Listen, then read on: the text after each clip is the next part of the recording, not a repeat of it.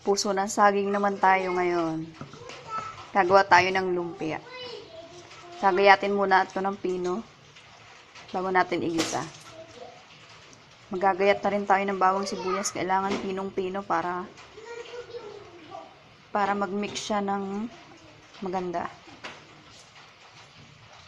Gayatin nyo yung puso ng ganito. Yung tama lang ang pagkakagayat. Ito naman yung bawang sibuyas. Ganyan.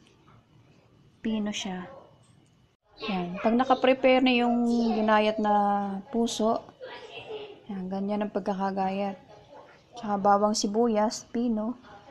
Pag nakaprepare na yan, bawang sibuyas, saka puso, igigisa na natin.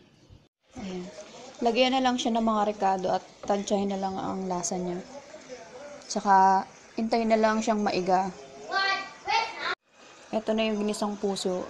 Huwag nyo na siyang sasabawan. Nagsasabaw na siya ng kanya. Tansyahin na lang ang lasa. Para pagkatapos nito, pag iga na yung sabaw, palamigin lang siya bago balutin. Pwede na siyang balutin pag malamig na.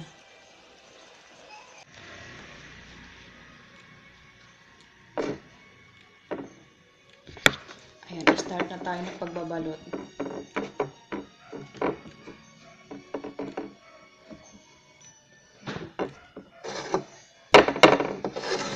Spider, iguana.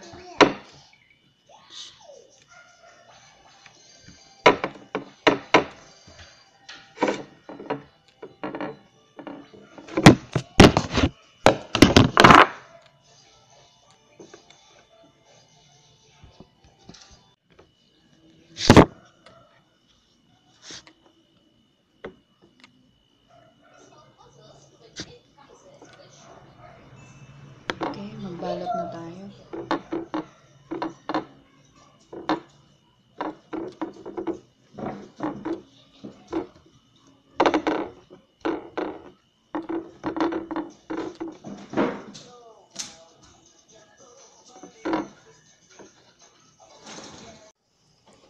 Yan, prepare na tayo paglulutuan. Add na tayo ng langis.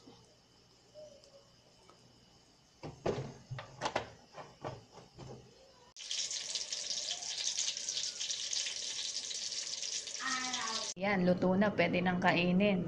Yummy na. Lumpiang puso.